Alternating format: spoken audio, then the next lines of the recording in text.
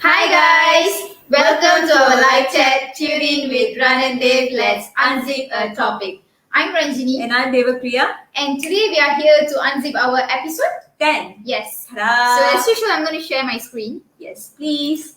It's going to be an excited episode today. Yes. Yes. I'm really looking forward for this episode actually, the content that we're going to bring today. Yes. So here you go. So this is our logo as usual. And this program is powered by MyNaps, Malaysia's best online learning platform. And please access MyNaps whenever you want. The link will be available in our comment box. Yes. Yes. So we're going to start with a quote before we introduce and bring our panelists on board. So it says, "Don't tell me where your priorities are. Show me where you spend your money, and I'll tell you what they are." It's obvious, isn't it? Yes. So we are really thrilled, excited to invite our panelists today to bring our topic on financial management. Why is my cash flowing like a water? Yes. And our panelist is Mr. S. Linkeshwar. He is a visionary entrepreneur, a phantom investor, and also a financial advisor. So we are excited, thrilled to bring Mr. Linkeshwar on board to discuss about this topic on financial management. Why is my cash flowing like water? So without delaying, let's bring him on board. So, I'm sure he's gonna share a lot of information. Exactly. Yes. So yeah, he's there. Yes. Hey, hi guys. How are you doing? I'm good. Super. So we are really thrilled to have you here. First of all, welcome to our show, Tune In with Ran Dave. We really appreciate your time that you're willing to spend here at our platform. And so shall we start? Yes. Thanks for having me as well. Thank you. Thank you so much. And actually, more than any other topics, we both are really excited to unzip these topics. We want to discuss this with a person like you, especially being in this industry as early as 18, right? And we really would like to hear what you have to share for us, not only for us, for the viewers. And I'm very sure there are going to be a lot of takeaway messages from this episode. So without delaying, I have so much to share as well. So hopefully we have the time allocated because I always only deliver. So that may I know how young I am? Oops. You get my question? Okay, what was it? No, that's okay. I think the line got lagging. Okay, no problem. All right. So, on financial management, Mr. Linkesh, sometimes for the young adults or even they may reach up to their 40s and 50s and they still have these issues of managing their financial. So, I would say I would count this as a universal shortcome or issues that one is facing. So to start with that, some people do not know that they are actually going through a financial trouble, or that they are or that they are lacking of financial management skills. Okay, you can call me one of them. So my question is, how can one identify that they are actually going through a financial trouble? Good question. Okay, that is a good question. So a clear answer, right? You will not know that you have a financial problem until you have that problem. So this comes down to lack of clarity or a character that we built up as we grow older. We tend to build up, which is called ignorance or being ignorant. Okay, so if you ask anyone, the topic finance, right? So both of you, how often do you guys talk about finance, investment or savings, etc.? Because we all assume that we are doing good.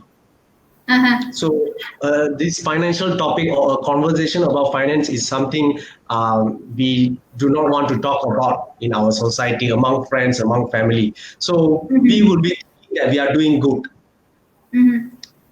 until when something happened. And then you will be, it's like a glass slide. This is what I always like to put it into. Like imagine you have a glass on your hand and you do not know that you have this glass until you break it. Then you will need, you'll find source or you'll find advisors to how to fix back that broken glass. but you have already broken that glass. So I would say this comes down to the mindset lah, a mindset of a journey like a mindset where financial topic is not like a one-time thing, or oh, I'm earning and I'm doing good. It's not like that. It's a journey. It's a lifelong thing. Sadly, a lot of people stop learning on their whenever when they are finishing their college. So that's very common. SPM or diploma degree, people stop learning that. But life has so much more lessons to teach you. So not only in finance, in any areas of your life, you always want to be in a mindset of learning, being an active learner. So come back to your questions. How do you identify whether you have a problem or not? You cannot be able to find that until something happens. So instead, the right mindset that you should be having is a growth mindset or a learning mindset where you constantly seek advice, seek knowledge, and fine tune on a long-term journey in your financial journey. So I think that's the best answer lah. Okay, all right, awesome. So you mean to say like when something happen, as in like if you have some emergency or there's a need arise for you to maybe fork out a certain amount of money, and that's when they're going to realize it. Is that I presume this is what you are saying, right? A good example, like last year, did we expect a crash to happen? No. No one expected it. Not at all. Seriously, if you study the financial market, if you get to know the world economy, you will know something about to happen. So it's not a surprise. For those who have the knowledge, it's not a surprise that a crash happened. So this coronavirus or this COVID is actually a catalyst for the market to crash. So people who have knowledge, I said knowledge is power. So when you study the whole global economy, when you study the history, the past recessions and so on, every 10 years there will be a crash. It's expected. So you see lack of ignorance again. So last year we think that everything is good. Okay, I'm earning good. I'm earning this. My job is fine. Blah blah blah blah. A crash happened. Then your eyes open. Okay, now I only got one source of income, or I got my job fired, or I don't have emergency fund. Blah blah blah blah. So you don't want something to happen. Then only you want to figure out the issue. Easy. So don't have this mindset of I'm doing good. So this is what I do lah. Like I don't see myself that I know. So there's three things, right? First thing, you know that you do not know. That's the best one, best mindset to have. The good one will be you know that you know. That is a good one. The worst one, or the very serious one, you don't know that you do not know. So when you do not know that you do not know, you are being ignorant. You overlook things. And that is very, very risky to be ignorant. Ignorance is a bliss. So you get my answer. Did you get my answer? Yeah, exactly. That's very nicely put. If the main thing is if you're ignorant, and then when there's a need arise, there's a need arise that you need some amount of money, and that's when those are the signs, I would say, right? And we can go in and on that. People with this learning mentality, they always can predict and prepare themselves for a crash to happen because they've already have the knowledge and prepare themselves. Yeah. So that's a good explanation. Thank you for the answer. So the second question will be sounds like this. I'm sure most of our youngsters, they commonly use this phrase where they say, "Why is my cash flowing like water?" I mean, that's a very common. Yes, it's a very common thing. Especially when they have their salary, it will poof just like that in the next day. I mean, you can see you can't even enjoy the media, salary. Right? Yes. Yeah, I mean, I guess it's like it's been a culture or it's been a part of their life. And they keep on saying they're celebrating this every month. Yeah, exactly. I mean, like. There's an issue. This obviously it's like not something good. It's something negative. Yes. But you are uttering it every month, every beginning or end of the month. But what are you doing about it? So that is why we other than just posting it on Facebook. It's the reason why we want to bring up this topic and discuss. And when we had this thing, we thought this is about financial management that we should share to the people on social media. So So speak about that. So we commonly hear this, especially among the young adults. So, Linkesh, what causes this situation? Okay, or the most common phrase that we hear, more money, same Yeah. problem. So what basically happens is that the more that you earn, the more expenses you have. So that's the Yeah. issue. More money, same problem. So the problem is not with the money. The problem is with us, because person A could be earning 5,000, person B could be earning the same 5,000. But if you see 10 years later, person A might be far ahead than person B. So the income is not the issue here. So oftentimes in our society, how we brought up, we tend to see, or we tend to declare someone is financially successful with their income. Or he's earning 10,000, 20,000 per month, so he must be doing good in finance. But you do not know what happens behind that 10,000, 20,000. He had that same expenses to what he earned. So a good word to put, a good phrase for this is lifestyle inflation. Okay. Okay. In fact, let me share my screen so that the audience get a clear understanding or clarity. All right. Let me share my screen.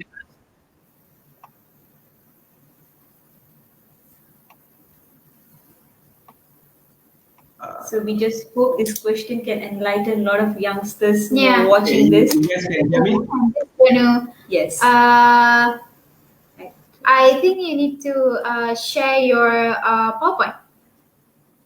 Okay. Can hear me, right? Yes. I can hear you, but I'm not seeing it. Okay, just a moment. So you're opening it. Yeah. Perfect. This is the situation. All right. So you see, this thing is like a water tap, right? So this is where you stand as as an income earner, and this is your cash flow. So when you let's put it very simple. What's the purpose of this head? Like you turn on and turn off, right? What's the purpose of it? Yeah. Can you name it?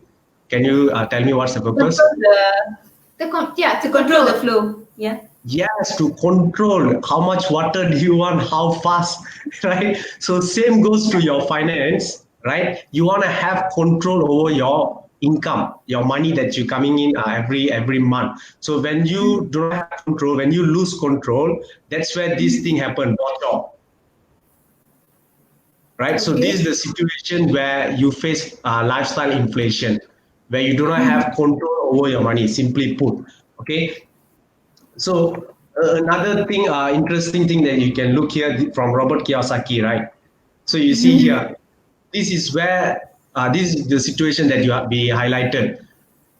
More money, same problem. So the problem is in your expenses. So when this happens, this is how a poor Yeah. income statement look like. So if you click a poor people's income statement, this is how it looks like. They earn an income and they spend it. So they do not have control over their money, basically. All right. So here's how a middle class cash flow statement look like. They earn an income, they save their money, and they put it into liabilities. Later we will talk more about this. So yeah, as soon as they get their first job, they go buy a luxury car, a fancy car, a big house, and so on. Going on vacation, blah blah blah. That's how they stay average. They stay middle class because you earn an income, you save that money, and you go acquire a liability. Okay, so liability is something that takes money out of your pocket, while an asset puts money into your pocket. So here's how a rich people's income statement look like, the cash flow. All right, so he gets an income, he save as much as possible, and he acquire asset that brings money to his pocket. So this is a healthy, or if you really want to be go after above average, this is how your cash flow statement should look like to acquire asset. All right, so let me come back so you can see me, right? So the problem is lifestyle inflation lah. So just now I've showed you some data and pictures, right? So let me just quickly share with you what is a lifestyle inflation. Lifestyle inflation is basically you trying to keep up with your colleague, with your friends, and with your society. Or a famous one, if you follow Gary Vaynerchuk, he used to say, "We buy things that we don't need to impress people that we don't like." Yes. So constantly trying to keep up with your colleagues and society. So that's what lifestyle inflation is. A lot of youngsters will fall into this trap, especially fresh graduates, when they do not have a clarity, when they do not have a goal. You will fall into this trap because you do not have priorities. So the way to overcome this trap is to set your priorities right.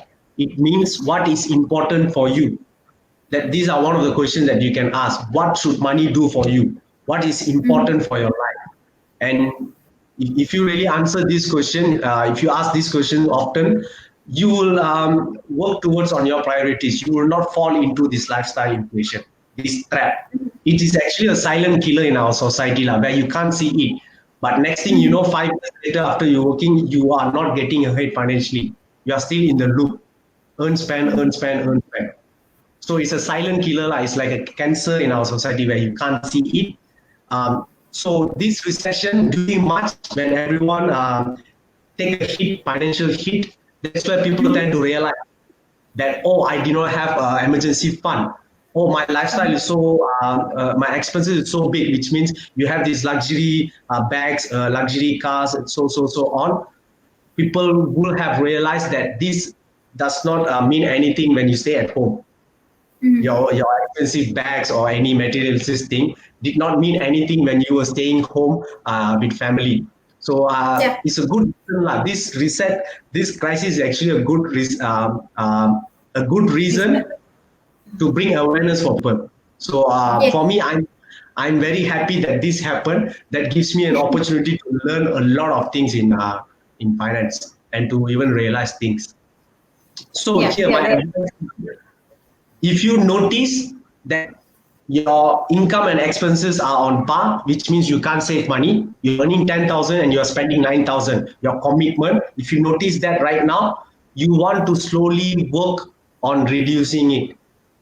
Because and you don't want to wait when something happens, then it will be very difficult for you to reduce 9,000 to 2,000.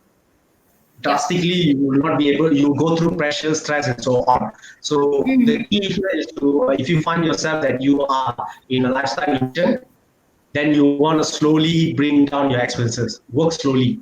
From now. Don't wait until something happens.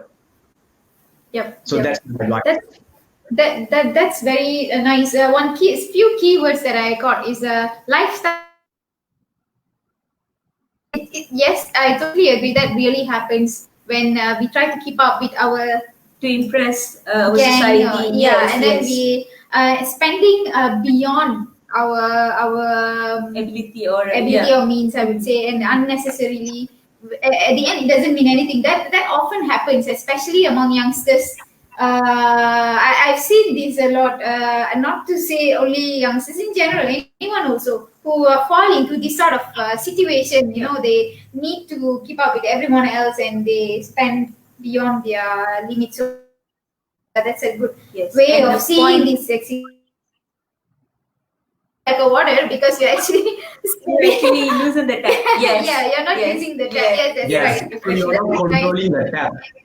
So you want to have control over your finance. Easiest way for you to do that is to know where does your money goes. So if I ask you where did you spend last month, if you do not have answer for it, then you do not have control. You're being random. So money is very simple. If you be random with it, it will be random with you. Okay. Simple as that. So easiest solution is to have budget. So a budget simply means telling your money where should it go. So we're going to go for the budget means, right? So for those of you who are tuning in right now, so if you guys want a free budget worksheet, I'm willing to share. Maybe you guys can pay me, or you guys, I can send you guys to give it to the audience. Yes. You share. Just work it for 1 month or 3 months, and you will know your spending behaviors, your habits, and so on. So you can work from there. Awesome. That's a way to overcome this. I think that's a fantastic sharing and guide actually from Linkesh. I'm really getting engaged with this because it's very related to us. Yes, actually it's related to all of us. Because if you're not managing your finance, then that's right.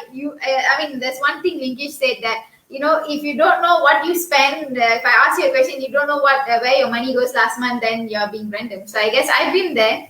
Still, sometimes I'm being So there. setting a priority is important Yeah. in this scenario. Yep. So let's Yeah. move on to the third question coming from me as well.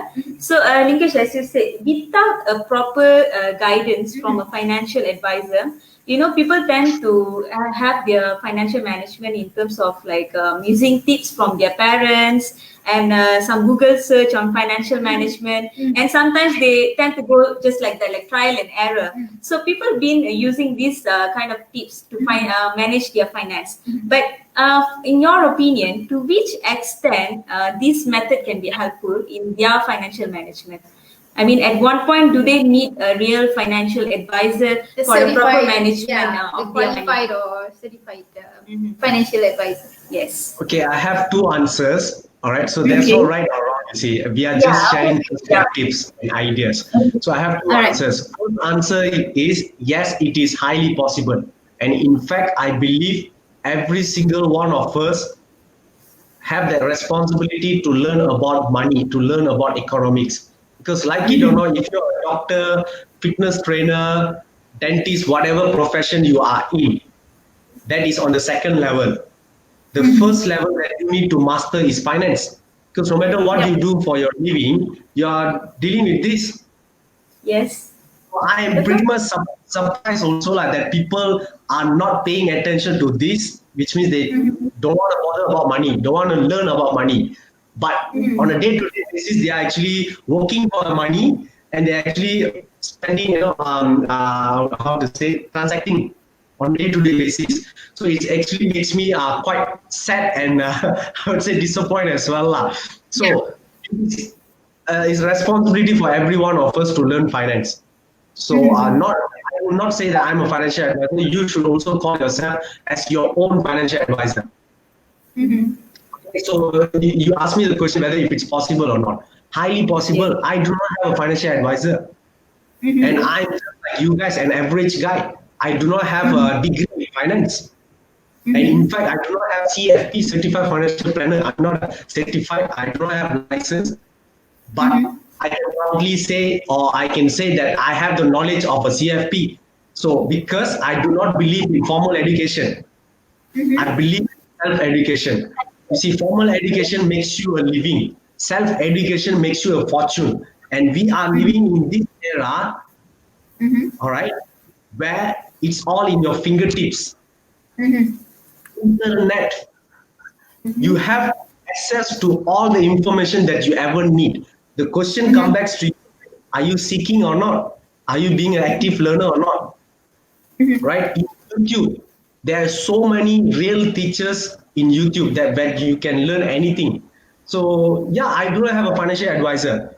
So my first answer for that, it's highly possible as long as you have the right mindset, being an active learner, having a growth mindset, seeking knowledge, challenging your environment. And I also believe, so I did not, where am I right now? It's not by me, myself. I surround myself with high quality people.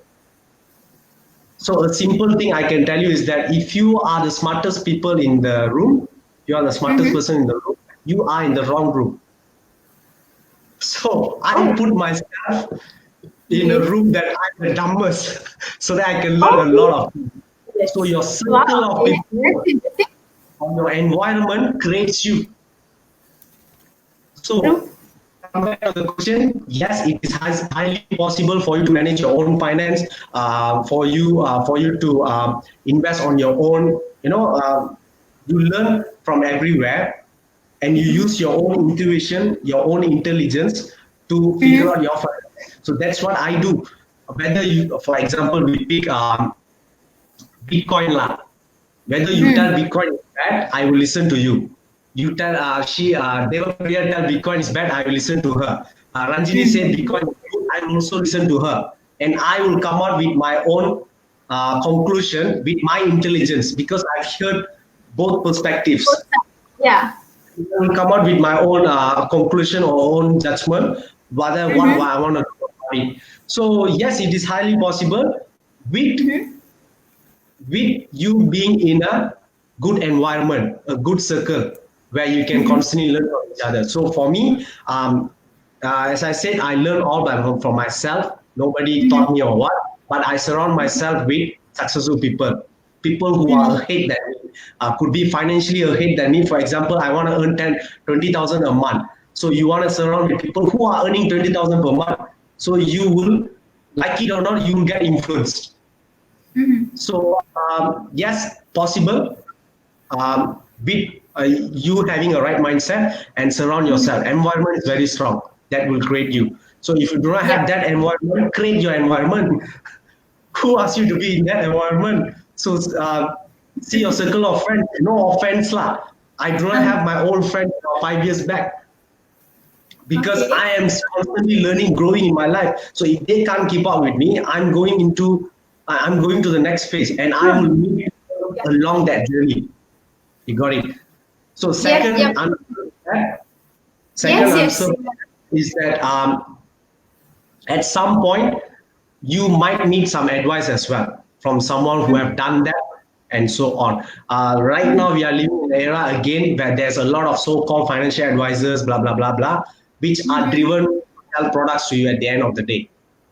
Yeah. So you want to watch out from that as well. Remark. Second thing, you might need guidance or an advice at some point of your life. But again, I would say it's not like someone I paid for to advise me, to hire a personal advisor and so on. But you have to know that you need someone. That's why I say circle of friends is important. So you might be a busy professional, a doctor. You're working whole day. So at that point of time, surround yourself. So I would not say that directly you want to hire someone to tell you what to do, but to be in a circle, to be in a network. So invest in network, invest in yourself so that you can position yourself in a certain environment. So that is important. Yep, awesome. So the group or the community around you actually dictates that, actually influence that, I would say, the way you, and also it actually helps to learn, for you to learn. That's new doors. Yeah, that's actually very true. Yeah, if you I perfectly agree with that, especially when you remain with the same group of people but you're not growing, that's a wrong group. I need to move being met through that, I guess. Yes, that's true. So awesome, Linkesh, on that. So learn from each other, lah. That's what I would say. Yes, awesome. Your friend might not be ahead than you, but as long your friend have a same mindset as you, you will learn from each other. You will grow together. So that's what I'm trying to say, which is important. Okay, understand. So for the viewers, if you have any questions to Linkesh, Mr. Linkesh, you can type in your questions in the comment box, and we will direct it to Linkesh at the end of the show. So that's awesome. It's going good, and I'm actually getting a lot of new information. I believe the viewers also are getting a lot of new information. So we're moving to the next on. This is going to be a little practical questions. Let's go on a real life situations. I mean, yeah, okay. So basically, right, let's say, what should one do when we receive our monthly salary, or for the business people, they might receive their monthly profit or something, because that's what it is all about. Our cash is, one of the things that we hear is our cash is flowing like water. So how, so if it is, I mean, we have answered that on because of the lifestyle and so on, but next we are trying to give a solution, or how to manage it. So what one should do when we first receive our salary? Okay, when you first receive a salary, I can again give you perspective. All right, it's all subject to your situation. For example, you might have your parents with a huge medical bills, so that is your priority. I can't ask you to save 40% when you are in that situation. So first, identify what is important for you. What is your priority? What is your goal, basically? Right? Priority, what do you want to achieve? Where do you want to be? These are some of having a financial goal, basically.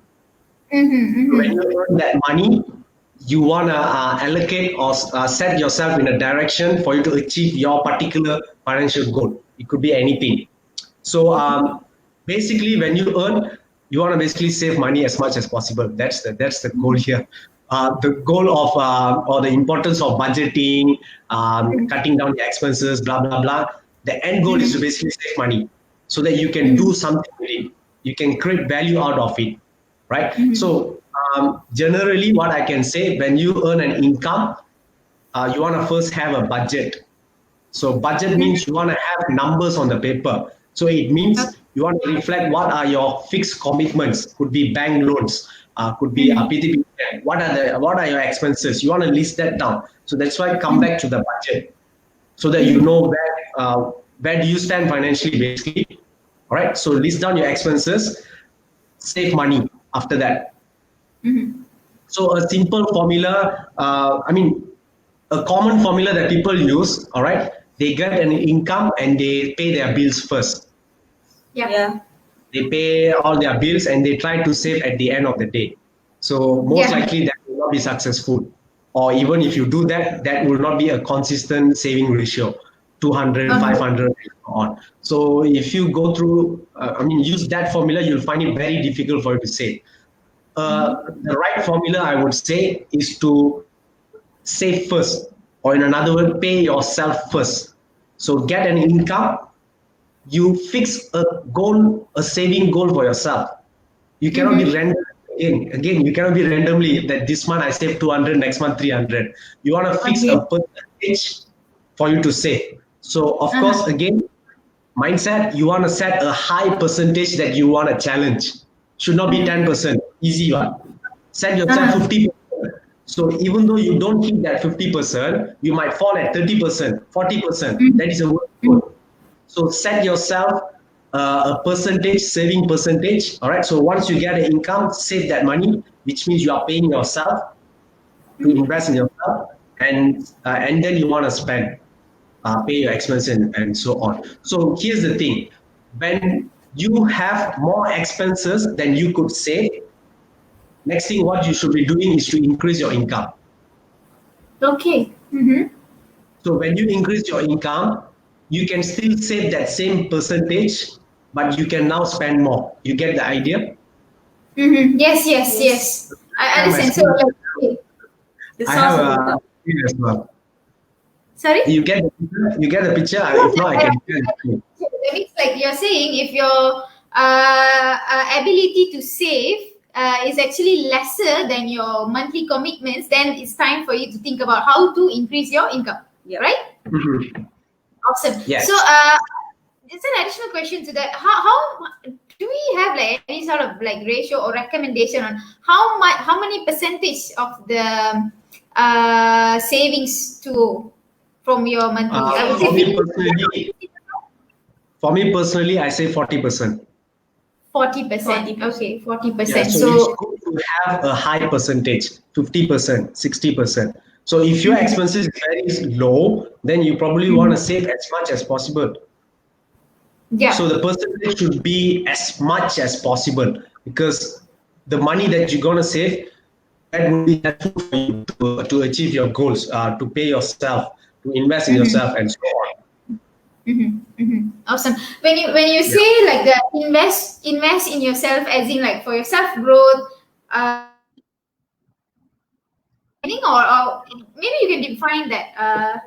Investing for in enlighten- yourself, there are a few ways to look at it. First, I would say invest in your ability to earn. For example, if you're a self-employed or if you're an entrepreneur, you're running a business. So invest in your ability to earn more, which means you know that you are doing something. For example, you are doing a bakery business, and that is generating money. So when you save yourself, invest in yourself means, or pay yourself means, invest in that business because it's already working. But oftentimes what people will do, they ignore this. They try to put their money in something else and see if it's work or not. They overlook this thing that is already working. So this is for business people who are doing business. So put that money back to business so that you earn more. So same goes to a personal level. If you're in a sales line, investing in yourself means learning more about how to sell to people. It could be anything, your ability to earn. So you are your greatest asset. So the more that you invest in yourself, especially the ability to earn, the more money that you will be able to make. The skill set, Exactly. it could be knowledge, it could be Mm-hmm. connection, network, it could be your health. All Mm-hmm. of these. You have to take care of yourself, lah. Basically, that's your biggest asset. Mm-hmm. Yes, true. That's what I Exactly. mean by investing in yourself. The golden word. Yes, yes, awesome. Very that, really, it's very clearly put in words and expressed to us. That's true. Awesome. Linkesh said, speaking about savings, that leads to my next questions. Of course, having exposures from many sources and so on with internet and meeting people to people, we have some network connecting people to networks and so on. We do aware that savings can be managed prudently, and there are ways. Like in general, the typical mindset is savings will go to the bank. We just save it and so on. Yes. So we do have like some options to grow this money in the savings at various platforms and services in Malaysia or anywhere across the globe. So please share few effective or safe ways to grow our money in our savings. So, to put it simple, the question was a safe or effective way to invest, which means to basically grow your money, which means you are investing, right? So, for this, I want to share my screen because this is very important topic, Yes. so that you guys can understand better rather than me talking, right? I can show something.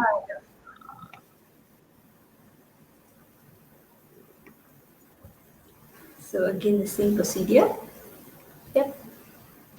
Hold on. Sure. Okay, I'm adding this to the. All right. So we have this. Art. I like the word. The art of investing. It's a good start. Yeah. Yes. So, you Yes. guys can see me, right? Yes. Yes. Yeah, all right. So, investing is actually an art. Yeah. All right, it's actually an art where you need to learn about it. It's not like a one-time thing, or it's not like a product. So what do I mean by art is this famous quote: art is long and life is short. So when we talk about investment, again, same goes to finance. It's a journey, it's a lifelong journey, right? So if you know, the definition of this is basically our lifespan is so short that we will not be able to learn everything. So much. Yeah. I mean, there's so much to learn, and our lifespan is actually short. So investing is all about learning as a journey. Okay. All right. So as I said, first thing first, the best investment that you can ever make is an investment in yourself, because the more you learn, the more you earn. Knowledge is power. So oftentimes a lot of people ask, should I invest in property? Is this a good time to buy stock? Should I invest here, there, blah, blah, blah. All right. Simple answer, if you invested in yourself, especially if you invest in knowledge, if you learn good enough, you will know basically where to invest. Obviously. All right. You will know exactly where to invest if you learn.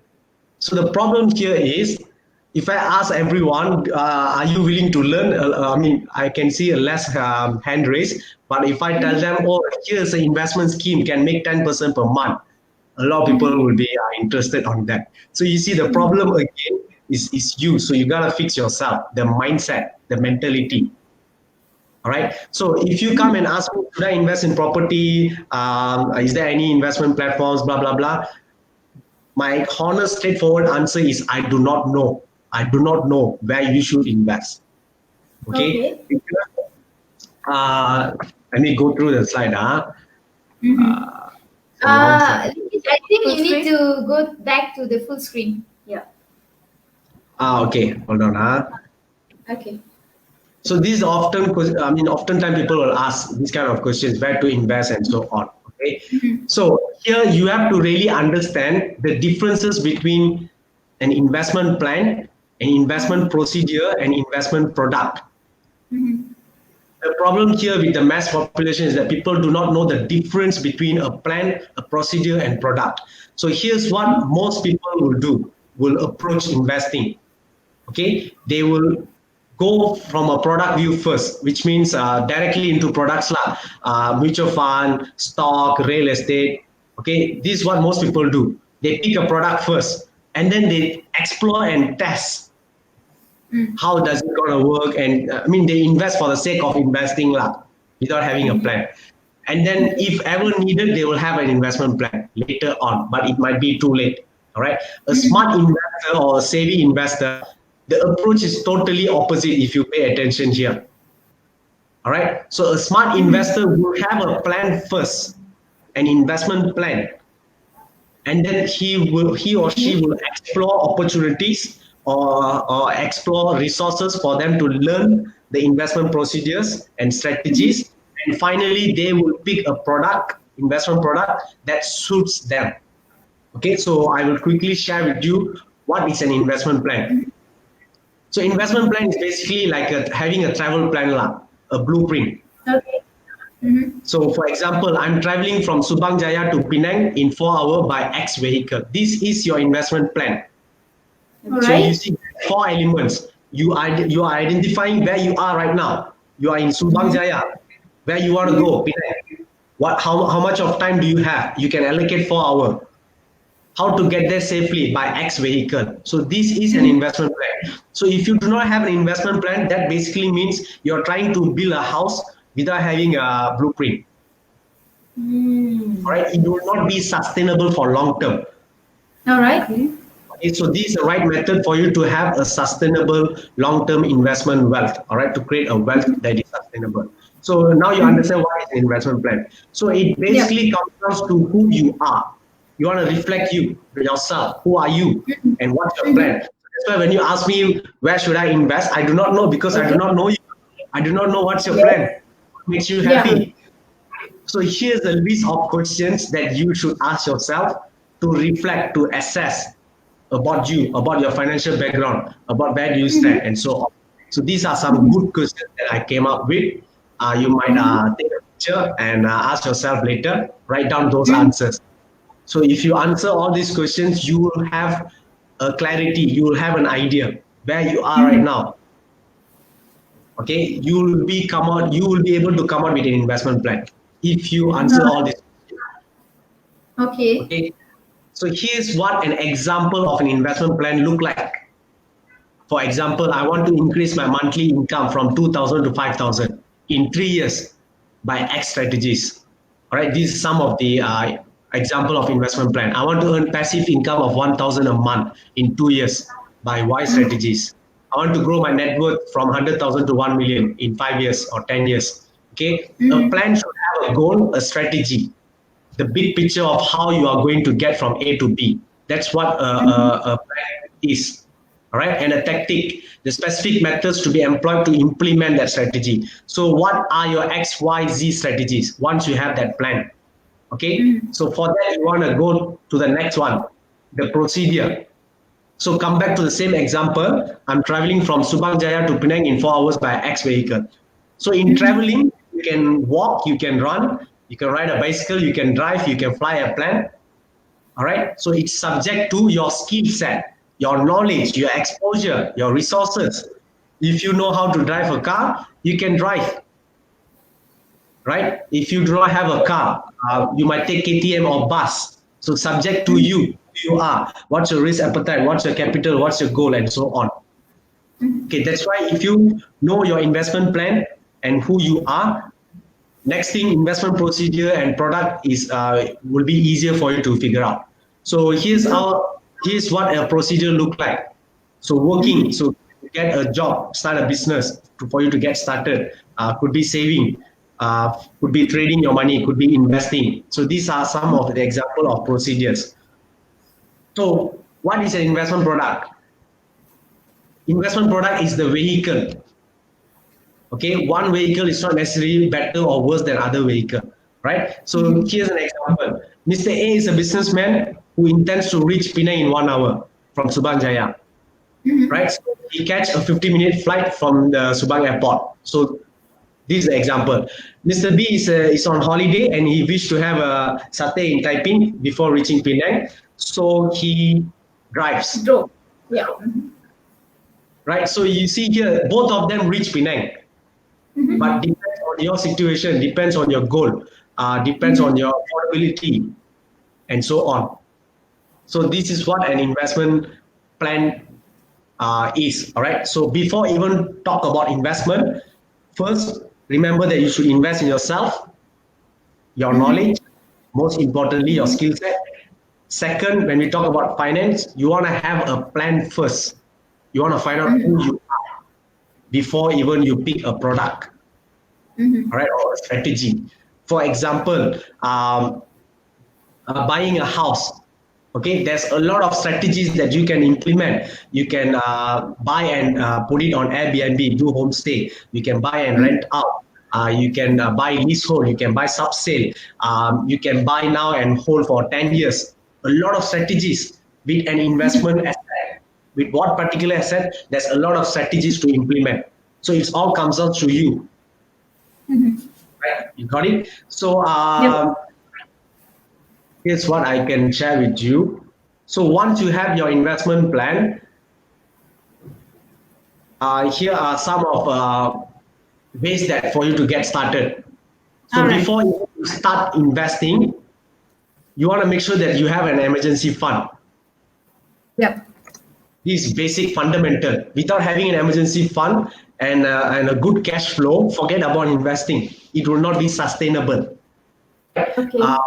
Second, again, know yourself. This is about having an investment plan. You want to know yourself means your asset, your liability, your goal, all this, your risk profile, your age, and so on. Okay. Know your investment choices. You want to know what are the investments that you know currently and how does that work. Oftentimes people invest without knowing about it, which means they actually don't invest, they gamble. When you invest in something that you do not understand, do not know how it works, you are not an investor. You are a gambler, which means you have no idea. You just put the money because your friend invested. That is gambling. All right. Speculation means something that you roughly understand and you speculate that it might go up. So you have a rough idea about the investment.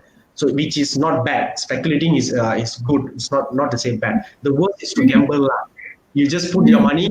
You hope that you will earn from it. All right, that's the worst case.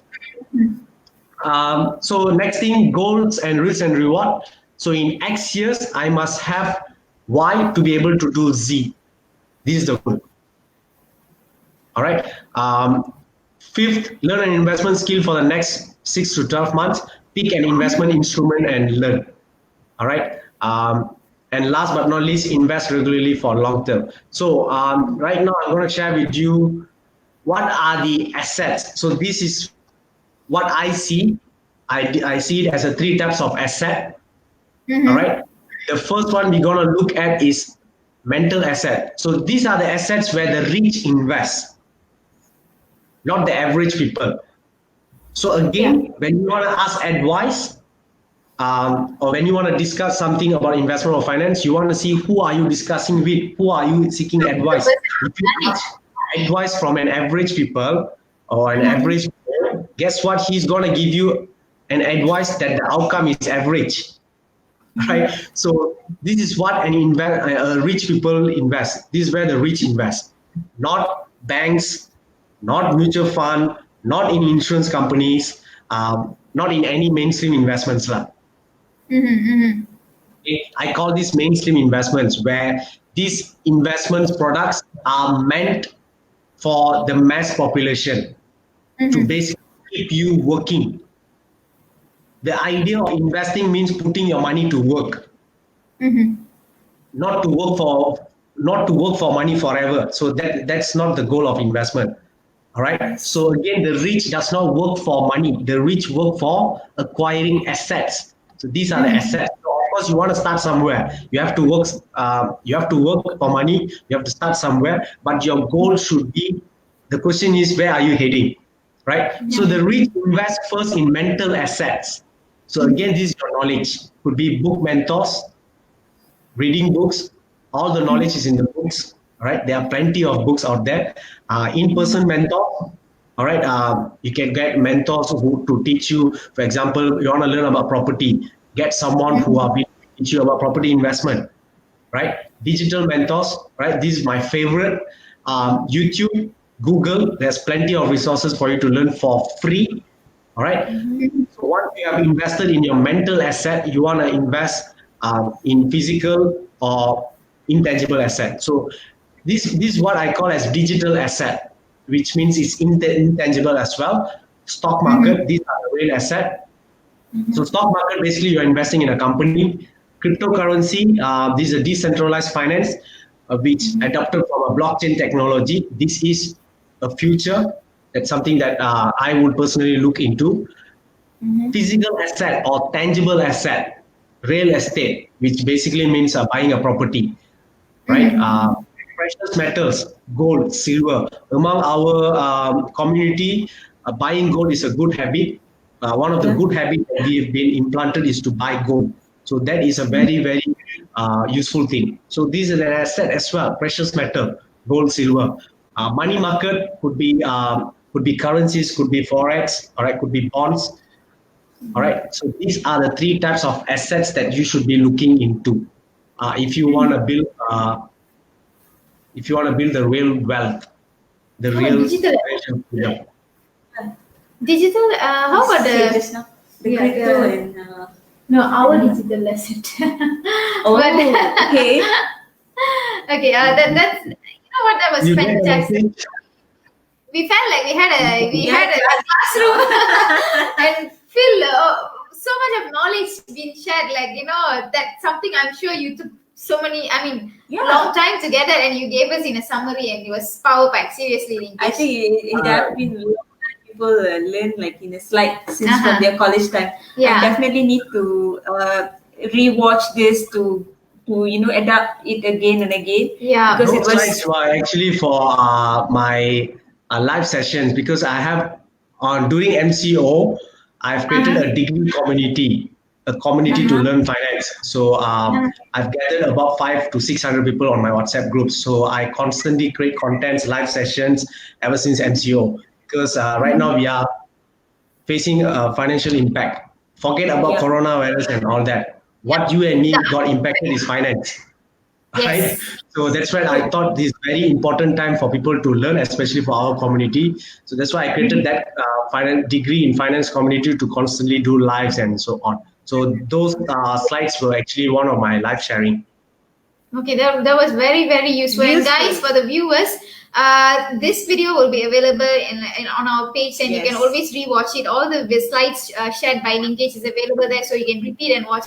It's so much of knowledge there. Yes. I learned like, wow, that's everything was new for me. Yeah. And we have one comment from viewer Chan. So it's a good point, Linkesh, where invest, spend on yourself, and buy or pay in things where you want to spend more time on. If you want to be healthy, spend lesser on sofa and TV, spend more on sport shoes. Yeah. And if you want to do business, spend more on training and learning and lesser on entertainment. Wow. So it really aligned with what we are. What? Very true. I would like to add a point here. As Dr. Punithan have shared. You see, the mainstream or the myth that we have brought up in our mindset that you need money to invest. Yeah. You get that, right? So invest now, and then you need money. Then only you can invest. If not, cannot invest. So that is a total BS. You don't need money to invest. One of the greatest asset that we have is time. Time and freedom. That is one of the greatest asset, or I can call it as a commodity. So what are you doing with your time? So that's the question. So you can invest your time. So right now, you guys are sitting and watching and hearing me, right? And all the audience, you are basically investing already. You're investing your time. You're creating value out of your time. So the question is, what are you doing with your time? You want to be, everyone wants to be rich and but on the weekends, you are going, hanging out, watching TVs, blah, blah, blah. So how do you expect to grow? Not only finance, but you yourself. So you see, finance, money is actually a small part in life. It's actually a byproduct. If you focus on yourself, if you master your inner work, focus on your knowledge and so on, finance is just a small part of it. The goal is actually you. you have the intelligence in you. So the again, it's about you. So that's why I say investing in yourself is so powerful. You are an asset, Yes, right? that's Oftentimes people I look on yeah. materialistic things, the outside world, blah blah blah, and that leads to stress and so on, right? So focus on yourself. So this is one of the lessons that I learned during this MCO. Mhm. True, And true, yeah, exactly. And think whatever it is boils down to you. So Yeah. the biggest investment is investing on yourself, Yeah. and growing in terms of knowledge, and of course, to as Dr. Punita has highlighted, to keep fit, you need to be alive to actually live, right? So you need to be healthy to live, to enjoy the life and do what you love to do. So I really learned a lot. So yes, It let's comes from move on. one question, Yes. but the knowledge is abundance. Yeah, It was it's a really great sharing. demonstrated in his sharing just for that one question. Awesome, Linkesh. So let's Yeah. move to the next. We can't wait to hear more from you. Yeah, I'm gonna have Okay. some questions also. Yeah. actually, there's a So lot of things to talk in finance. It's a big topic, right? Yeah. So that's why I suggested to do Q&A lah, so that I can talk specifically, right? Awesome. So Yeah. next question. okay, so let's move on. So this is about living expenses, Mr. Linkesh. So as we all know that living expenses is not constant. We can't say that this is the living expenses. We can't guarantee this will be the living expenses. So there will be some adjustments here and there. So for that, how to plan for any unexpected changes in our normal living expenses? Yeah. I Um, mean, relating to the inflation rate, sometimes out of Yes. sudden, like in the last few years, Yeah. suddenly everything changed and things become expensive. Our living expenses totally changed, and it was totally unexpected for laymen's like us. Probably people in finance would have foreseen it, but for the laymen's, yeah. okay. Um, have you ever come across or realized bad things happen to good people? Oftentimes we Yes. say that. That's famous Do you, words. do you know Ex- why bad things happen to good people? Yeah. Do you know why? Because good Uh-huh. people don't plan on bad things happening. They always think good. Only the good things will come to Yeah, me. Yes, everything is good. They don't expect bad things to happen. So when something happens, boom, they're gone. So that's why bad things happen to good people because you are not prepared. So all these COVID, recession, blah blah blah, worry no, prepare yes. So the key is, are you prepared to take that hit? So the hit, everyone took a hit on March, but if you were not prepared, you was being victimized. You get that punch real hard. But if you was prepared, you will not get that impact. Same goes to business. A lot of business closed down because you don't have cash flow. They did not plan on bad things happen, right? So to answer your questions, there are two things how you can prepare from bad things to happen, right? First, to have more than one stream of income. Now people realize that one stream of income is not enough. Things Yes, can that's happen, right. right? So focus on building another stream of income.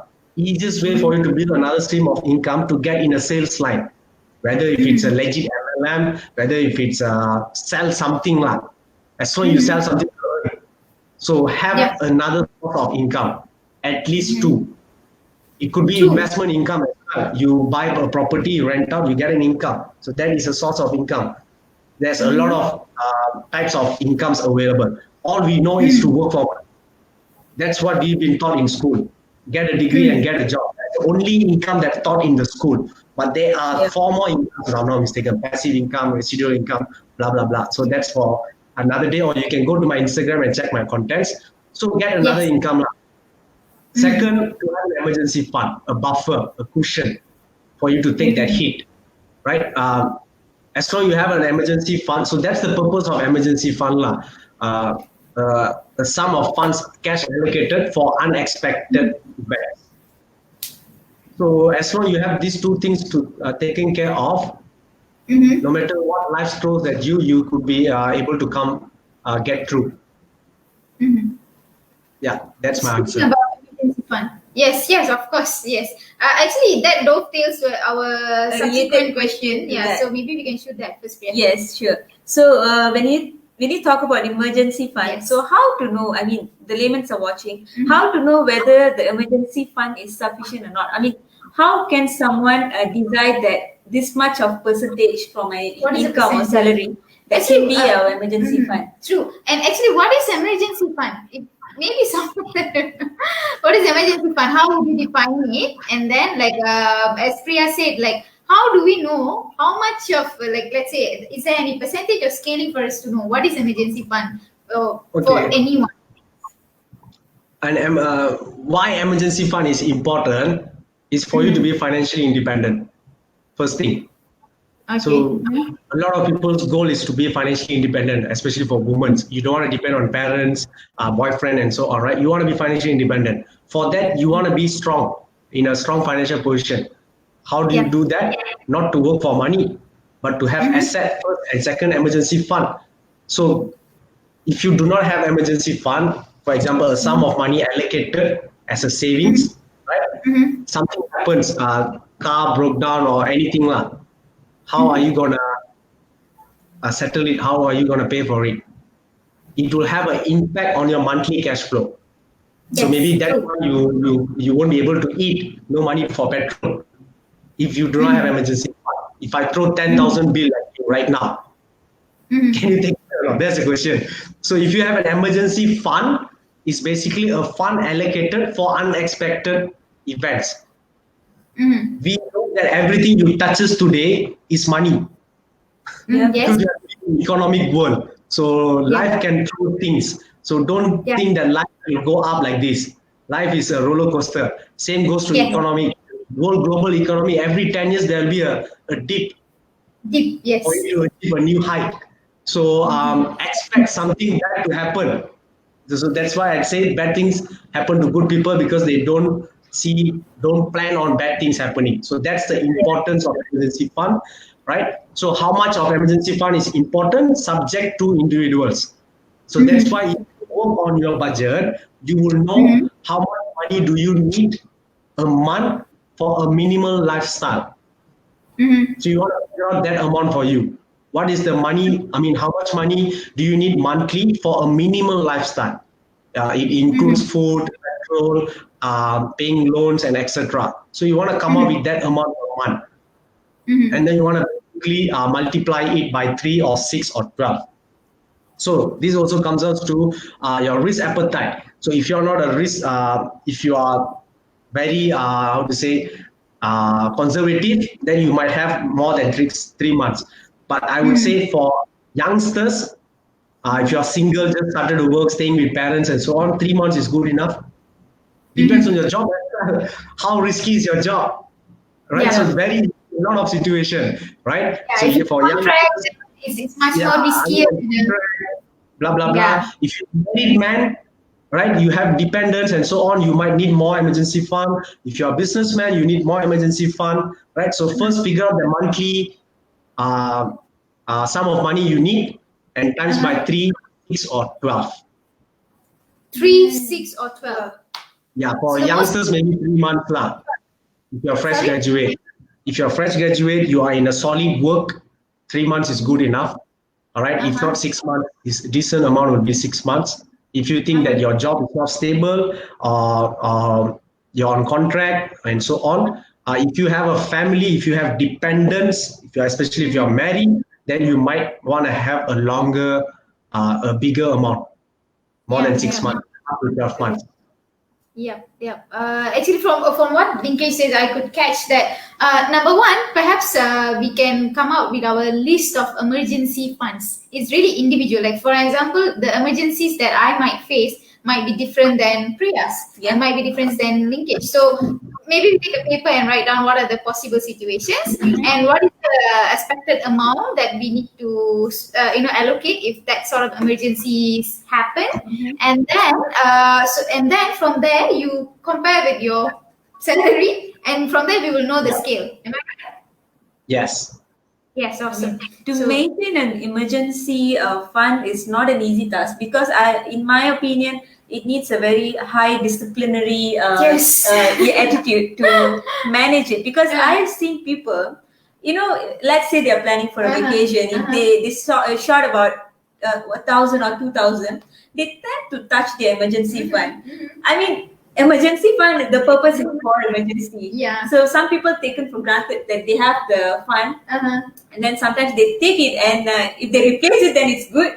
But sometimes people, overlook it. True. Good people never expect for anything bad. Temptations, they're tempted. So So I guess yeah. it boils down to your discipline, your So mindset and it's your come to discipline. it's come to yourself again. Yes, It's that's all right. about yourself. Okay, that's Yes, nice. move on. That's something that I will really look into. That's something Right. Actually, every single question we put to you, we learn something new, and that's really a takeaway message for us. And I Great. really hope that it will be a very nice and very useful takeaway messages for you guys watching this stream. Yes. Perhaps now or later. So, moving on to the next question, Linkesh. Okay, this is something common, lah. Especially those who already, started working, and next plan on life will be about getting a house. Nowadays, the biggest struggle is to get a house, and especially with the price of houses is like skyrocketing, and the pay remains the same. Yes. Or, like it's like beyond their buying capacity or buying power.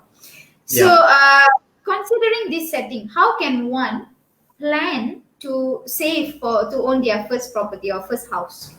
I mean, that's in the bucket list of everyone. Yeah. Yeah. Is Okay, the we lost- line breaking? We can hear you. I think you can. Yeah. I can. You can see us? Okay, let's Able to see us? Okay, let's see. Okay, we probably lost Linkage for a bit, so I think he's just going to check his connections. But Priya, how is it going so far? Like, It's fantastic, Ranjini. I would say a lot of information. I mean, each and every question enlighten you in every different perspective in financial management. I'm hitting 30-31 this year, and I have to admit that I've never appointed anyone to be my financial advisor. No, I have really taken it, like write it in a book, plan, and so on. I don't do that, but I naturally have this habit to save. So that actually kept me moving throughout this, my journey, and getting my property and so on. That's how. One good thing that I have the habit of saving, and spending unnecessarily is not something of my I would say favorite, I would say. So that helped me in a way. So Linkesh is going to come back. So while waiting for Linkesh, guys, if you have any questions to Linkesh, he's been such a champ and sharing so much of knowledge. So if you would like to know or shoot a question to him, you can always type in the comment box, and we will direct it to him. We're going to end our show. Hour, right? Yes. So while waiting for Linkage, we would like to hear also from you guys. If you would like to get in touch with Linkage or what, we can share his contact details. So Priya is going to display the banner. So you can contact Linkage, get connected to him via... Here you go. Okay, so you can contact Linkage via his Facebook. His Facebook ID is Linkeshwar Linkesh, or through IG is Linkeshwar, and his mobile number 011-3639-5504. So if you guys really want to know more about him, he do provide all these services on financial advisors, and as you can see, he has so much of knowledge on this, and he learned by himself. The good thing and the best move he has done that I would say is like he actually invested in himself first. True. And I guess, and that's what made him to be so knowledgeable and able to come on live with us and share so many things about financial management. And I guess every one of us, especially the young adults, would like to, who are just started to embark in career journey and perhaps planning for family life and so many plans that you might have. Yes. Get your financial management right, so that and it's not even too late for who are those already working, having family. I mean, to manage your finance is you can start it anytime. Yeah. But before that, you need to invest in yourself to learn the proper knowledge on in whichever strategies that you want to put your money in, because there are a lot of plenty of strategies out there. But to choose which one is the best for you, you need to have the knowledge. Yes. So that's why he stayed. And another thing he mentioned just now is to make sure that you have more than one income stream. Yes. I mean, that's very crucial, especially in this current scenario. I think most of our people, they already realize the importance of not just depending on one income stream. Yeah, on your day job or your main source of income, but actually to have an alternative. So it's nice to see. Yes, it's nice to see people. Even in the social media, we can see a lot of people are taking various of initiatives to increase their income stream. Even homemakers, those days homemakers, we only think they're homemakers, they're just staying at home. But now homemakers are self-made entrepreneurs. Yes. I mean, that's very nice to see. They taking this thing and they learn, and then they invest in themselves, and they do the best to provide the income or salary for the family as well, and they're managing it beautifully. Yes. So there's a saying that goes that there's a blessing in disguise. So I would say that COVID, one of the good thing that came out from this entire pandemic is that people are taking financial management seriously. For those who are not managing their financial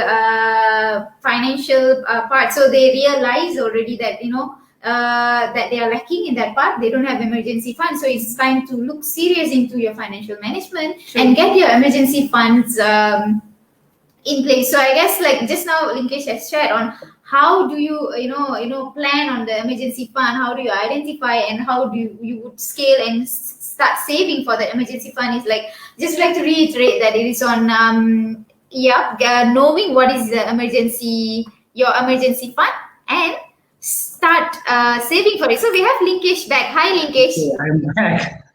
Yes. So we were just recalling on what you actually shared on emergency fund, and so many things that you shared. So glad that you are back. So we have another few more questions before we call it a day. But let's go to the first two questions. So that will be on.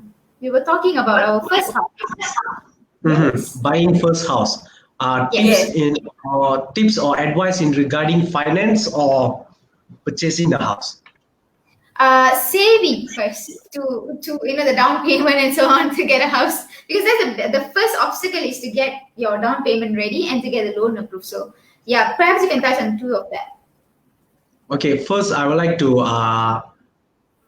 advise on something first lah. All right, which means in order for you to really achieve financial freedom, to have money above average, you should not buy your first house to stay. Okay, because you have to understand what is an asset, what is a liability. So again, simple asset brings money to your pocket. Liability means takes money out of your pocket. You see, again, in our society, right, we have been implanted or programmed to buy the first house to stay. I'm not saying it's wrong, but for you to achieve finance which is above average, you should not do that, because the moment when you buy a first house to stay, it becomes a liability. It's no longer an asset. It takes money from your pocket. So it means paying for the installment, paying for the utility bills, maintenance, and so on. So when you do that, you are going into a huge trap, because a house monthly commitment is huge. It's not 100, 200 ringgit, it's few thousands. It takes up to 60 to 70% of your salary for that installment. So when you go into that debt, right, you're actually falling into a trap, speaking from financial perspective. It becomes a liability. And how do you expect to quit your job or to have a huge passive income when you have that loan commitment? So most people, first of all, most people will not realize this. They will buy their first house to stay, and that will make them to work for money for 30 years, 40 years. Right? So unless you are really passionate about your job, you are happily working, then you might do that. But I would say 60 to 70% are not happy with their job. So you will probably want to invest, get that freedom and so on. So if you look for that kind of goal, you shouldn't buy first house to stay. So a lot of people do not know this. Second, people know this, that if I buy first house to stay, it will become a liability, blah blah blah. But they will tell themselves that okay, first house I buy for own stay, and second house I will buy to invest. This is my experience of working with my clients, right? So they say second house I'll buy for investment, but it's not practical. Let me tell you why. Okay, to buy a second house, first thing you need that loan approval. Yes. So when you have the first month commitment, you are not getting a rental income. You cannot declare your income for the bank to give you a second loan approval. All right. Second, how assured are you that you will have a huge salary increment that you'll be able to buy a second house to invest? So again, you see. Third, how much of money can you save to buy a second house to invest when you have a huge burden, huge commitment with your first property? So it's not practical at all. All right. So yeah, my sincere advice would be to buy the first house to invest, make money first, and then you can buy your dream house. I'm not saying totally don't buy for own stay at all, but the first you should acquire asset, and maybe second or third property you can buy for own stay. Right, so I know it's hard, especially for our Indian community. If you want to get married, you need to have your own house to move in. These are all old beliefs. So these are all old money beliefs. That's what I would say. So that works 10 years ago, 20 years ago. It will not be working at this point of time. All right. So that's one of the advice that I want to give. Secondly, financial status, or how do you prepare financially to buy a house? So that boils down to what type of projects are you looking. So when you want to buy a property, there's three types. First is under construction, new projects. Second, sub-sale, which means you buy from a previous owner, second-hand house. Third is leasehold, auction properties. So depends on what kind of projects that you want to buy at this point of time. So generally speaking, we are now in a property market or in a buyer's market. Yeah. Bear market, which means this is a perfect time for you to buy a house. If you see that HOC, home ownership campaign from government, which means government are encouraging people to buy house, because when you buy house, you're getting loan that will boost the economy. All right. So for that, they launched HOC. They have launched OPR. They have cut 4-5 times already. Cheapest interest rate that you can ever get to buy house. So this is the best time to buy house in terms of loans. All right. And particularly if you want to buy undercon new projects, again, this is the best time because a lot of developers are giving rebates and offers. Sure. So generally, if you want to buy an undercon property, finance will not be a huge issue, which means developers, there's a lot of projects out there. So developers are desperate to sell, which means they will give rebates. Right. So if you want to buy undercon, I would say randomly you can go check new projects. You will not need to pay down payment. Randomly you can do it. Or at least you need to pay 1%. So if you have about 10 to 15,000, you will be possible to buy new projects. So if you're looking new projects, it is possible with 10 to 20,000. All right. This is for own sake. But if you're looking to invest, then you want to invest in knowledge first. A lot of people make mistake. They buy projects and they hope that project will make money. So this is gamble, you're not investing. So investing means you have to understand property investment. You need to know the data, you need to know the boosters, a lot of knowledge in that. Learn first before you go and randomly buy. Don't get sold by that real estate agents and so on. All right. So that's on undercoin. If you are planning to buy sub-sale or leasehold, then you will require a huge capital. Yeah. So because undercon you're buying from developer, and especially this point of time, developers are desperate to sell. So most likely you will first get rebates, which means you don't have to pay down payment. Second, stamp duty, lawyer duty, blah blah blah blah, usually borne by government. Waived by developer. They will bond lawyer fees, so on. Right. So this is the advantage of buying undercon. Huge advantage if you want to buy for own stay. Huge advantage. If you want to buy for investment, also a huge advantage, but there comes a risk as well. So risk comes from not having knowledge. Okay, so this is our undercon. Subsale, this whole low risk, whether if it's investment or for own say, it's low risk, right? Low risk in terms of it's already completed, you know how much the rental, blah blah blah. But for own stay, you can buy this whole or subsale, but you need capital, at least down payment and lawyer fees and so on. So if you're buying a 300,000 projects, subsale, you need 30 already. Then you might need to prepare the legal fees and so on. So you have to save money. So a smart move, if I were you, I will buy undercon and I will buy for investment, make money first. All right. Unless you have cash reserve, your parents can support you and so on, then go ahead. So savings, how do you prepare is to basically save money. There's no other way. So save money, or you can withdraw your EPF second account for house purpose and so on. These are the ways. Buying first house. So relating back to our savings, right, that we discussed earlier. So can that saving is also for buying a house? Can we arrange it that way? Okay, let me put it like this. Okay, as soon as you get an income, you want to save first, right? Pay yourself first. When you save this money, you want to attach it with a purpose, with a goal. Many times people make mistake, especially youngsters. They save money for the sake of saving, and they invest money for the sake of investing. So that's another thing. So they save randomly without a goal, without a purpose, and a money without a purpose, without a goal is useless. It's a piece of paper. Okay, the purpose of money is to be used. That's how you see the value. 10,000 sleeping in your bank account, you will not know the value unless you use it. So save with purpose. So first, as I say, important emergency fund. Let's say you set yourself 10,000. So save money, 10,000, pump. Your emergency fund is ready. Second thing, you want to save to invest. So save to invest could be any investment opportunities that you know, blah, blah, blah. If you have goals to buy a house, then save money for that particular goal. So save money with purpose. So that's what that will be my advice. Don't randomly save a huge amount, blah, blah, blah, and then don't know what to do. All right. So that's what many people do. That's why I wanted to highlight. Now, I like this one. Save with purpose. Save your money with purpose. Know why you are saving.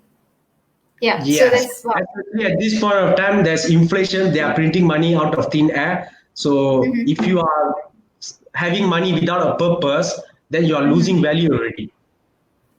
Yes. Inflation is something that you can't see. You can't see your 10,000 goes down to 9,000, but it decreases in value. So you have to really understand inflation, the economy, the money. How does it work, right? So if you truly understand how does money work, then you will day to day your financial decisions will be better. So for that we have to learn, read and get the knowledge from the proper channel and readings, and invest on yourself, go for courses and so on, and get advice from the right people and associate with the right group of people. So that's fantastic. And for those who are planning or have been saving to buy a house or for investment purpose or so on, and best time, but so much of some adjustment has been made, and they are giving some rebates and easy to get an advantage. Yes, it's the situation is actually an advantage in favor for whoever. Yes, so this will be the perfect time. So if you have been eyeing for, planning for, you have already saved and looking forward to get your first house, perhaps this is the best time for you to check on that. So moving on to our last question, but before that, for the viewers, if you have any questions to Linkesh, you can always type in the comment box, and we're gonna direct it to him at the end of the show. And we're moving ahead with our last question. We have been we've been live for the past 1 hour and 20 minutes. That's long. And the last question, Linkesh, on nowadays we have actually covered many aspects. So the last aspect that we would like to touch is on nowadays many young adults have been blacklisted or have bad records in CITOS or any equivalent bodies. So among the reasons are: number one, credit card debts, late in loan repayments, and bad record as a guarantor, and many more. So any suggestions on how one can plan to pay off their debts? Because things happens, yes, but let's say if currently the viewers are watching and currently they are in this situation, how can they plan to pay off these debts? Okay. First, you want to ask yourself, you want to find the root cause that made you in this position. If, for example, you have this credit card outstanding, personal loan, blah, blah, blah. Ask yourself how you got here. Why? The reason, the root factor. You have to fix yourself again. If you don't fix yourself, let's say you settle this, guess what? You will fall into another trap, similar trap.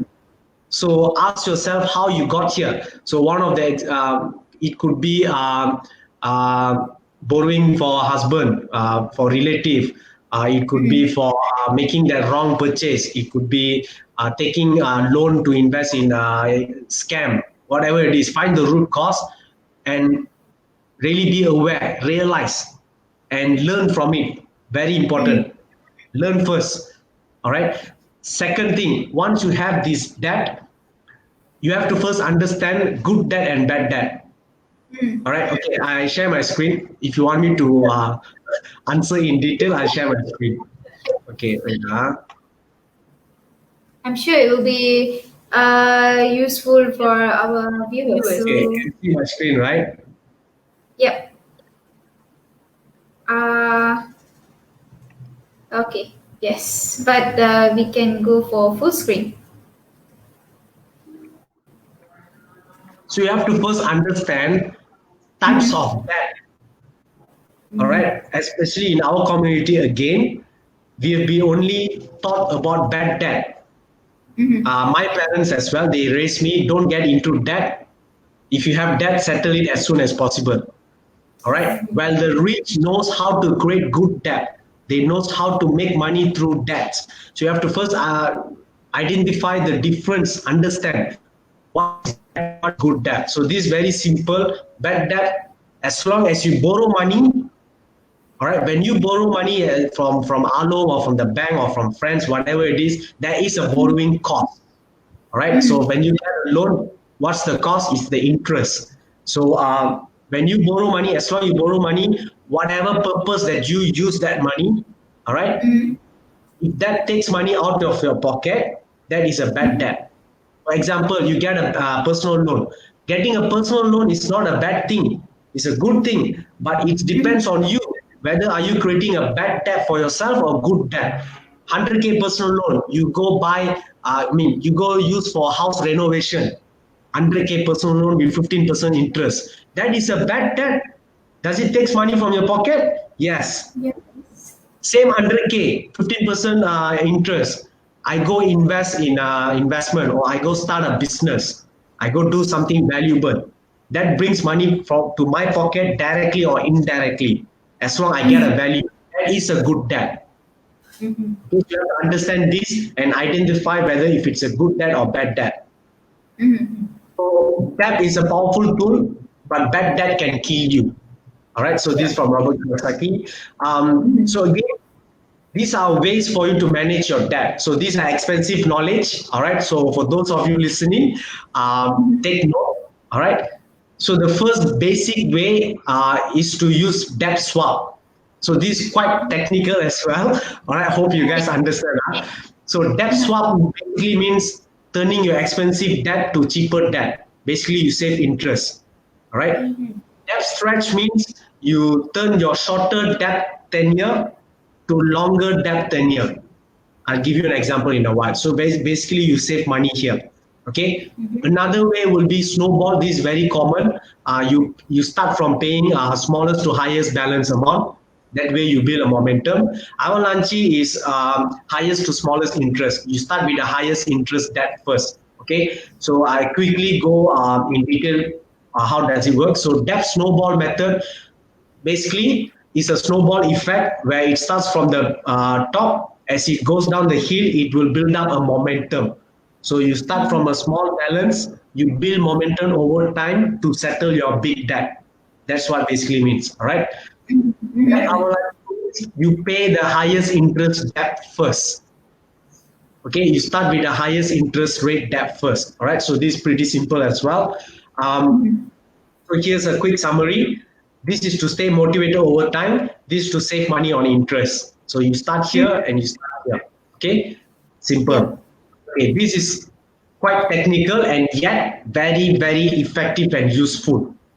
All right, important knowledge. Debt swap method. It basically means converting expensive debt to cheaper debt. Okay, you see, credit card interest rate is about 18 to 20%.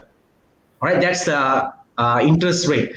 So when you do debt swap, that basically means you turn your credit card debt to house loan. I give you an example. Okay, before that, house loan interest rate is 3.5% now, the loan interest rate, and credit card is 18%. So debt swap means you swap this credit card debt to house loan debt. How do you do that? Simple. All right. For those of you who already have a paid up property or a very low outstanding property, you can refinance. All right. Yeah. I've heard about this. Refinance. Many of us have our parents' property, right? If your parents bought 10, 20 years ago, usually it is being paid off, or it will have a very low outstanding balance. So what you're gonna do, you're gonna refinance, or you're gonna buy over from your father, from your parents. So when you do that, you are acquiring a property loan. So let's say the house loan, the house value is 500,000. The house value, market value is 500,000. All right. And for example, the outstanding balance, your parents, under your parents' name, right? The loan outstanding, let's say 200K. The value 500K, the outstanding loan is 200K. So what we're going to do, we're going to refinance or buy over, which means you're going to get 500,000 loan. All right. What will happen? Banks will settle 200,000 loan. So balance 300,000 will be paid cash to you. Okay. To you. So that 300,000, you're going to settle your credit card debt, or you're going to settle your personal loan debt, or you're going to settle your car loan debt, which is a higher interest. You get the message here, you get the picture. You convert your high interest debt to property loan debt. This is wow. You instantly save a lot of money, seriously. So this is one method, debt swap. This is debt stretch method. Basically, you add a longer loan tenure. So again, example, a car loan, basically 5-9 years. Yes. So when you have a 5-9 years loan tenure, your monthly repayment will be higher. So when your monthly repayment is higher, you will not have much oxygen. Your salary 4K, your car maybe you pay 1.5K. So you are committing 1.5K, taking out from your income, right? Because of the shorter loan tenure. House loan tenure is up to 35 years, which means a longer loan tenure, which makes your monthly repayment very low, right? Again, one of the way to do is to refinance. Easiest way to refinance or to buy over, again, same example, 500,000 market value, balance outstanding loan 200,000, refinance or you buy over. So boom, 500,000 settle 200,000 outstanding. Now you have 300,000 cash. You go settle your car loan. You go settle your personal loan. So when you settle that, now you're only paying your property loan, which the monthly repayment will be much lower depending on the amount that you borrow, but the tenure is extended, stretched. So you can ask me, okay, what's the point of this? First, your monthly repayment is reduced. Okay. Yeah, I've done this for my clients, reduced extremely. For example, you've been paying 2,000 per month, all your loan. Now for your house loan, you only pay about 1,000 plus after you refinance the amount that you finance. All right. That's first thing. Reduce your monthly cash flow, your expenses, your commitment. Right? Reduce your commitment. Second, this again, you might not able to see it obviously, but if you understand inflation, then you're actually saving money. Imagine you have 2,000 right now that you are paying for the loan, And instead of 2,000, now after you've done this, you're only paying 1,000 ringgit. Your 1,000 ringgit is much more value than tomorrow, the money that you have now.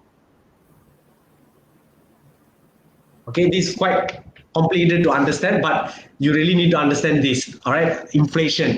It really means the money that you have now, it's more valuable than the money that you're gonna have in 2 years later. The same money. Because Can of we use inflation, an example? the value of money increases. Like maybe can I give you an example on the debt stretch, and maybe you can like explain based on that. Is that possible? It's like quite Yes. interesting, quite engaging. Like for an example, if you have a house that let's say you're paying about 1,500 per month, and then you have a car which you're paying say about maybe you can write down. So we have a car, maybe you're paying about 600 or 1,000 ringgit per month. All right. So how do we go about it? If you can apply this to the example, the debt stretch method. Okay, you have house loan under your name. You are paying 1,500 per month. Okay. And then you have a car loan of 600 per month. 600. Yeah. Okay, so first we want to look at what's your house outstanding balance right now. Okay. Okay, Is there any limit, like how many percentage and so on? the balance. When did you took that house loan? Okay, for example, I give you more info on your situation. For example, you bought that house 10 years before. You bought at 500,000. Okay, now your outstanding is about, let's say, 350,000. Sorry, lost you for a couple of seconds. So last we were at 10 years ago. Then Okay, again, your outstanding is about 300,000. Right now, you bought that house 10 years back, which is 500,000. So now your outstanding is 300,000. And your market value right now, let's say 500,000. Your market value, just example, 500,000. And your outstanding is 300,000. So what you're going to basically do, you can refinance, which means you can take a new loan, which is concurrent to the current market value. So market value is 500,000. So you refinance again. So the banks will settle your 300,000, which is your previous outstanding. 200,000 will be cash out to you. 200,000. So that 200,000 you will settle your personal loan, or you will settle your car loan, and so on. Throughout. Yeah. So the last I could market price and the outstanding balance, and then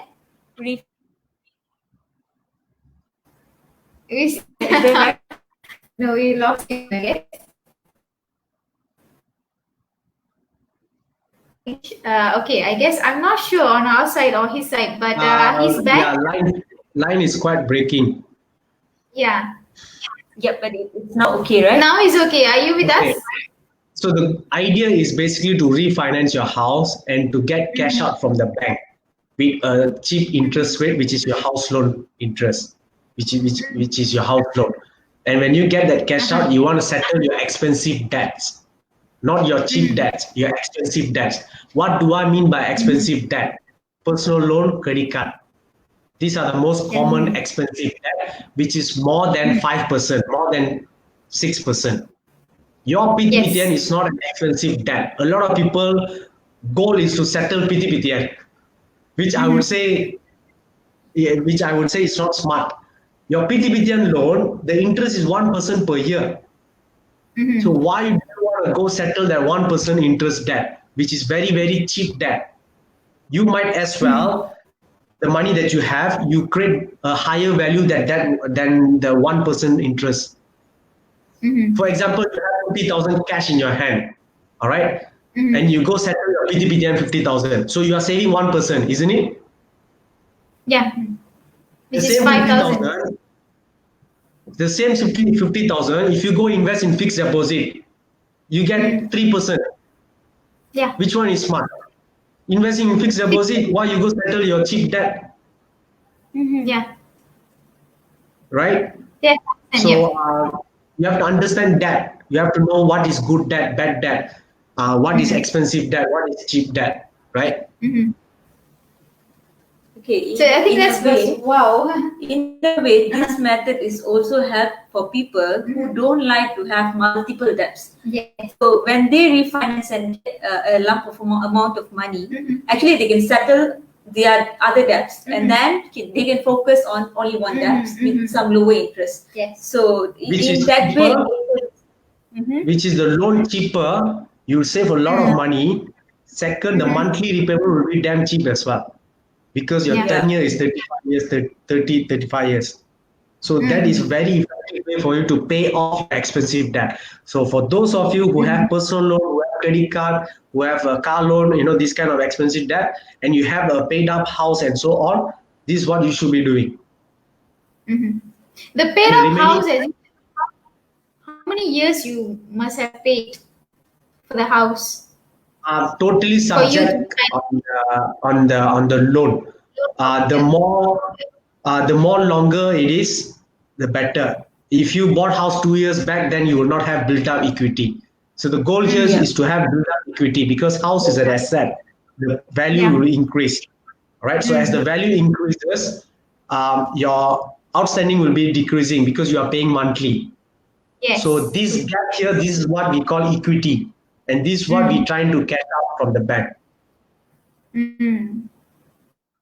That's they gave so many solutions to us actually, and I believe for too much actually, too much. We learned a lot. Thanks a lot for the sharing. Knowledge.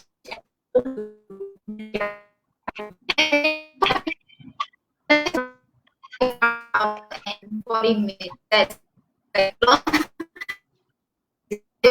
So, Linkesh, thank you so much for that. And we have one question from the viewer.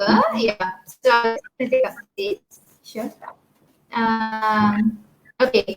So, this question from Mr. Chandran. As a layman in money management or finance, where or how should I start? Thank you in advance. Layman in money management, particularly in money management. So, basic few things that you want to look into are creating a budget, very basic, creating a emergency fund. All right. Making sure your credit score is good, your profile is good in terms of to get loan later, and then most importantly, accumulating cash to invest basically. But before you invest, you want to learn about invest in your knowledge first. All right, especially in recessions. If you guys do not know, recession is actually a moment or a time where the biggest wealth transfer will take place in the history. Recession is where people get huge money, a wealth transfer, right? So if you invest in your knowledge, if you know things, you can position yourself to make money. And if you do not know things, if you do not invest in your knowledge, you will position yourself to lose money or to be victimized by this wealth transfer. So just learn as much as possible. That's what I would say. If you follow my Facebook or Instagram, I've been putting out a lot of contents since MCO, especially. So it's all for free. Just tune into my contents, I would say. Exactly. Okay. Just a moment. I'm just okay. So for guys, that was super power pack, loads of knowledge, and I think we both learned a lot. So many things was like an icebreaking session for us also. And thank you so much for your time and your knowledge sharing, Linkesh. Yep. That was really, I think it has created an impact for us in terms of, and also an awareness in financial management. And for the viewers, if you would like to get in touch with Linkeshwar, this is his Facebook ID, Linkeshwar Linkesh, and IG Linkeshwar, and also his mobile number 011 36395504. So you can contact Mr. Linkesh directly to get access to his services and advice. Yeah, it looks like we are at the end of the show, and it kept us engaged and moving. Like I was involved in it, and It's like we are having a session. Yeah, we are having a consultation session with Linkesh. Thank you so much. Yes. Thank you so much for having me. Yeah, I hope that you guys learn, and as well as the audience. Tune in to my social media. You can learn a lot of things. Trust me. Yeah, Right. True. For that's the an budget worksheet, I do have a budget worksheet, and I can share ebooks as well. So maybe if you guys want, you can directly WhatsApp me or Instagram PM me or what, or you can reach. They can reach you guys as well, so I can pass you guys. Yes, yes, yes. That's for sure, sure. Definitely. Yeah. So thank you so much again, once again, Linkesh. We wish you all the success and keep on sharing your knowledge on financial to many, many people, especially in social media, so that we just like both of us today create a new awareness on financial management and looking forward for a better financial management in future. Awesome. So thank you so Thank much. you so much. Thank you It's a so great- much. Welcome. I hope that I will be able to impact our community's financial standard. Trust me, whatever that you are going through in Malaysia, the only solution is achieving your success. Forget about all the noise and so on. As long as you are focused on building your success or achieving your goals, getting your money right, that will be a solution for all the problems that we have as a community in Malaysia. Right. So that Yeah. is my passion. That's what I'm working towards. Okay, awesome. That's beautiful. Thank you so much once again. All the best for future Good night. endeavors. Yes. All right. Okay. Thank you. Thank you. So awesome. So that's on Linkish.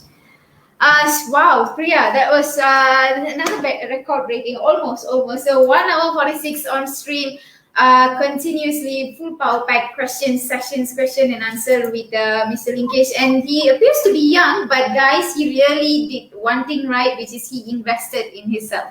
And look at the amount, loads of knowledge he has at such a young age. And he basically, we touched from the starting on what are the issues we have on financial management among young adults, and of course in general to many people. And how do we deal with this memes of my cash is flowing like water, and from there, and how we can plan on getting a salary or monthly profit, how we go about it. And we touched on savings. How do you know how much you need to save for your savings? And we also touched on emergency funds. fund. Mhm. Yes. Yeah, on emergency funds, the scaling, like, so you need to detail out what are the things that will be an emergency for you and get the amount right. And I guess 30% from your salary should be nice for fresh graduates. And if you have further commitments like your second level, which is your kid, and your other commitments, then you have 60 to 6 months to 12 months, and that was very nicely. It was a good guide actually, Yeah. Yeah. And then also we had a lot on. Perhaps you want to add, Penny? Yes. Talking about all this numbering, Mhm. the ultimate thing he said, it's all about priority. Mhm. Because it's a very subjective matter. It's very wide, financial management, and to know what you want and how much you want to save, for what you have to save, the goal depends on you. Yes. The priority depends on you. So it at the end of the day, it all falls under you. Yes. And how much knowledge you have Yes. in this financial management, and for everything, this is the foundation. Yes. The knowledge. Yeah. So in a world that people get salary and they think money is all about spending, buying things or spending for house or whatever. Some people tend to ignorance on the knowledge. I mean, that is the fundamental thing to manage your money. So when you don't know the knowledge, you might the money that you have in your hand, sometimes it tend to be wasted. And when you look back after 10 or 15 years, you will feel like, oh, that time I have energy to work, and I have this amount of money. I should have done something with that money at that time. So there's no point of regret. So better to start now Then never. Yes. Yes, that's Yes, right. So right. if you have not been managing your finance well, and thus, of course, with the pandemic, recent pandemic outbreak, and you realize that you should have managed your finance better, start it today. Yeah. And don't forget to share this stream. This stream will be available in our page, and I'm sure it's actually, in fact, a short cost which we have to pay outside, to True. get all these knowledges Yeah. shared In lives. in this life. So do share this to on your Facebook profile or to pages where you think, or to people, anyone who you think will benefit from this session, from this Yeah. content we shared this week from Mr. Linkesh. And yeah, anything else from you? Yes, Priya? with that, we signing off this session. Yes. So please wait excitedly for our episode Yeah. number 11. Next week we are going to come up with our episode 11 Yes. as usual on Wednesday. The We're going topic to do revelation the will topic be gonna revelation, happen. and we are looking forward to meet you guys again and bring much more engaging and useful contents, Yeah. just to make a difference in your time spent in social media. So until we see you, I'm Ranjini Nan Devapriya signing off. Bye, guys. Good night.